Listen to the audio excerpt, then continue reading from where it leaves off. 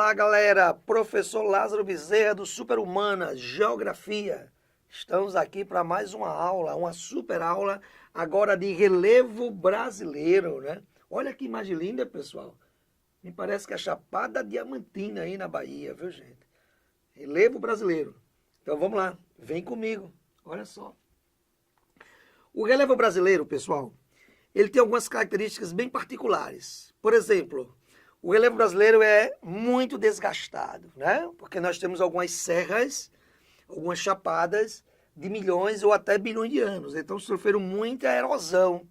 Então a gente tem um relevo bastante desgastado, portanto, de altitudes modestas. Essa é uma característica, relevo de altitudes modestas. A gente não tem aqui grandes cadeias montanhosas, como os Andes, Himalaia, Alpes, né?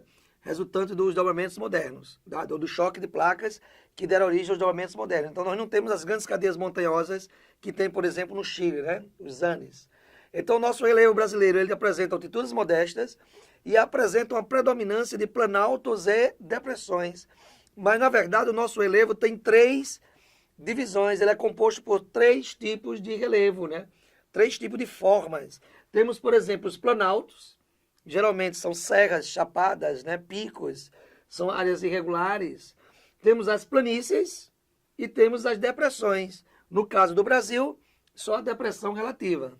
Então, recapitulando, o relevo brasileiro consiste de três formas: planaltos, depressões e planícies. Vamos começar com os planaltos. Professor Lázaro, me explica o que é planalto ou o que são planaltos. Planaltos, galerinha, olha aqui comigo na tela. São áreas onde o processo de erosão, né, de desgaste, de destruição da área se sobrepõe, predomina sobre o processo de deposição de sedimentos. Então você tem aí as serras, os picos, as chapadas como planaltos. Então geralmente os planaltos estão em cotas altimétricas superior a 300 metros de altitude. Não necessariamente o planalto tem que ser bastante alto.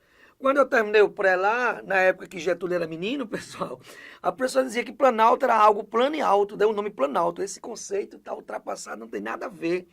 Aí veio o nosso amigo Abissab e diz o seguinte, que o planalto é aquela área onde predomina o processo erosivo sobre a deposição de sedimentos. Então você tem aqui alguns exemplos de planalto, olha só. Serra Caiada no Rio Grande do Norte. Essa rocha, Serra Caiada, é uma das rochas mais antigas da América Latina, tem mais de 2 bilhões de anos. Temos o Pico da Neblina no Amazonas, temos aí a Chapada do Araripe no Ceará. Você percebe que a chapada tem um formato de mesa, tá vendo aí, ó? Ela é bem, né, bem aplainada no topo, né? Por quê? Porque geralmente as chapadas são sedimentares. Então são rochas mais susceptíveis, sujeitas à erosão. Daí elas são um pouco planas. Já os picos têm essas formas aí pontiagudas e as serras têm formas irregulares. Então, serra, pico e chapada são alguns planaltos, alguns tipos de planaltos. Então, no Brasil, nós temos um relevo bastante planáltico. Tranquilo? Vamos lá, então. A segunda forma de relevo, as planícies. As planícies são aquelas áreas onde o processo de sedimentação se sobrepõe ao de erosão. Ou seja, o acúmulo de sedimentos supera a perda de sedimentos. E a planície mais típica do Brasil, você está vendo aí na imagem, né? A da esquerda, por exemplo, a planície do Pantanal. O Pantanal é uma área formada por inúmeros rios. Então, nas cheias, esses rios trazem sedimentos.